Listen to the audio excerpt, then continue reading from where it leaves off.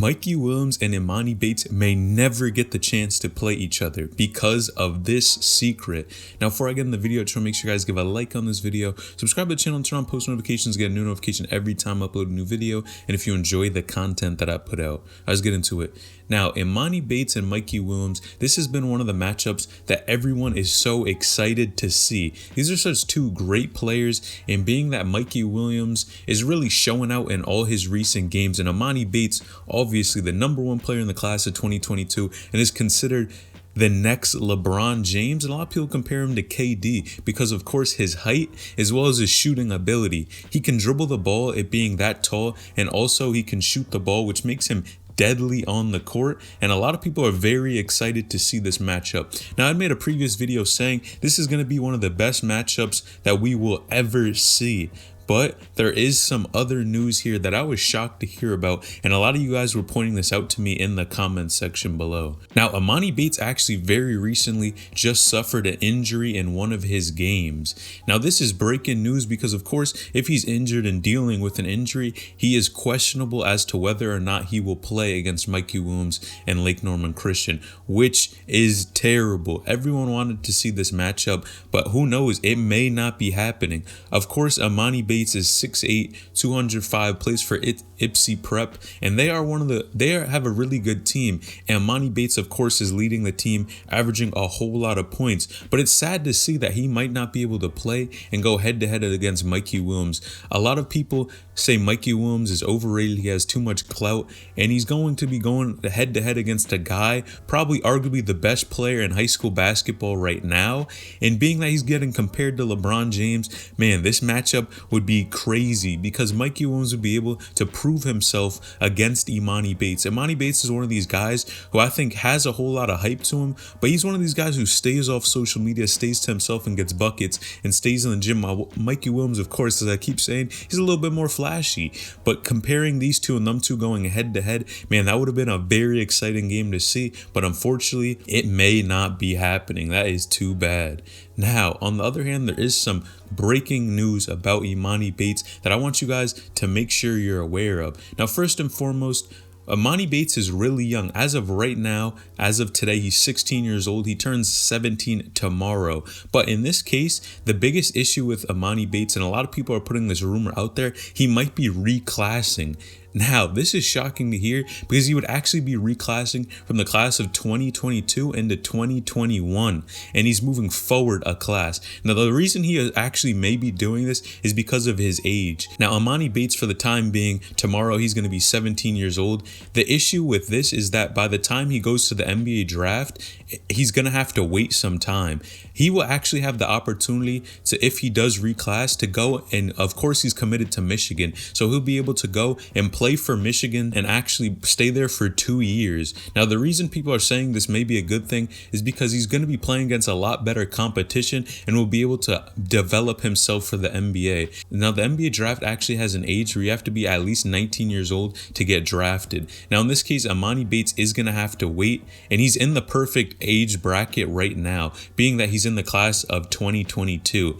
But of course, if he does decide to move up a class, then when he goes to Michigan, he would have to stay there for 2 years. And of course, everyone is looking at Amani Bates saying he is going to be a one and done player. I don't think there's much room for debate, but of course, we haven't seen him in that college arena yet, so who knows? There have been plenty of players that play well in high school basketball and do not transition, but personally, I think Amani Bates is going to transition very smoothly, being that I think his game is really prepared for the college level. He plays against the top competition. He is one of these guards, 6'8" guard, can shoot the ball. Man, I don't see it getting much better than that, but he could actually end up reclassing, moving forward, going to Michigan and staying 2 years, which would prepare him for the NBA like no other player. I think if there's one player that could make this move, it could be Amani Bates, and he may be reclassing, who knows? But that is huge news, and man, hopefully he makes the right move. I don't know. It'd definitely be a tricky situation because going in college, man, who knows what could happen. If you're not as hot and not playing as well, your draft stock may decrease.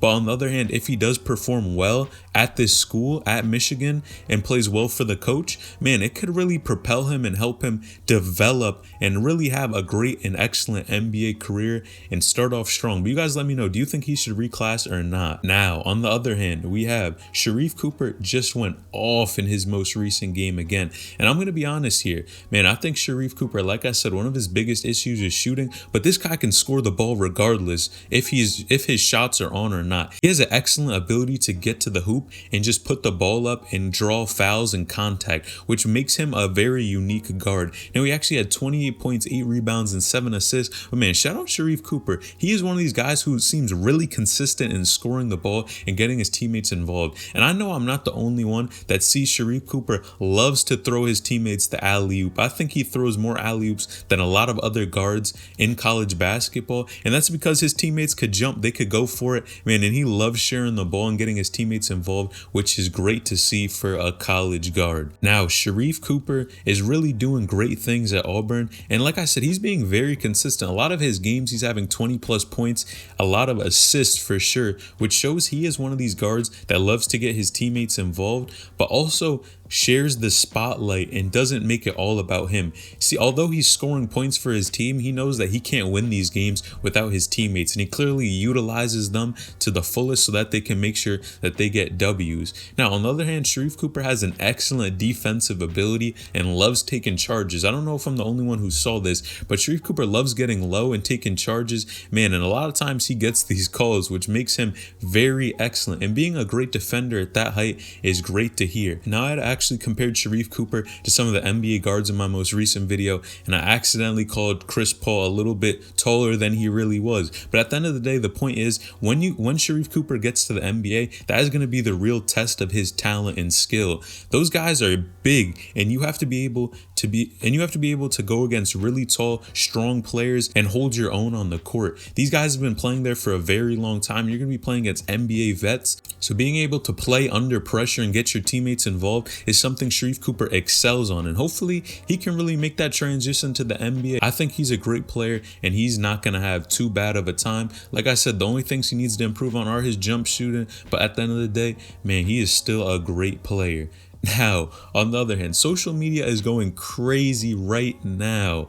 Now, JD Davidson, I don't know if you guys know who this is, but of course he is the #1 player in the class of 2021. And this guy, the amount of points he is scoring in the dunks and his dunking ability is insane. Now, I have to put this in here because social media was going crazy yesterday after seeing this dunk, and I don't blame them. JD Davidson seems like he is one of the best players in the country, and he actually is committed to Alabama, which of course that is where Javon Quinterly Jelly Fam is at. But he just did this insane dunk and stared at the defender. And I'm not gonna lie, I gotta ask you guys, would you be trying to guard this dunk or would you just let it go? Now, check this out. Now, at the end of the day, I'm gonna be honest here. I let him go for the dunk. I'm moving out of the way because the way he is jumping up and down on this basketball court and the amount of athleticism he has is insane. There are not a lot of other guards who really have this type of athleticism, and you don't see this too often. I mean, of course, you have guys a little bit bigger like Zion Williamson back in the day when he was in high school, but this type of athleticism is not found too often. Now, on the other hand, a lot of people are criticizing JD Davidson because he is playing at a public school and not at a private school where he's playing against better competition. But at the end of the day, he's scoring a whole lot of buckets, and if he's happy and he's committed to a college that he likes, man, just go for it, have fun that senior year. Now, at the end of the day, man, shout out to JD Davidson, but would you guys get in front of that dunk? I know I wouldn't. Now, you guys let me know in the comments down below, do you think Amani Bates will actually play against Mikey Williams, and will we see that matchup, or will it never happen? And what do you think about Amani Bates reclassing? Do you think that is the right move for him, or do you think he should just dub that all together and just try and stay in high school until he gets there and stay 1 year at Michigan? Let me know. Now, Sharif Cooper as well, is he going to be an NBA draft pick? Let me know in the comments down below. What do you think about his most recent performance, and what do you think about his defense and how it will fare in the NBA? And lastly, JD Davidson, are you jumping in front of that dunk or not? Let me know in the comments down below. Make sure to like this video, subscribe to the channel, and turn on post notifications to get a notification every time I upload a new video. It's Ellen Each, and I'm out.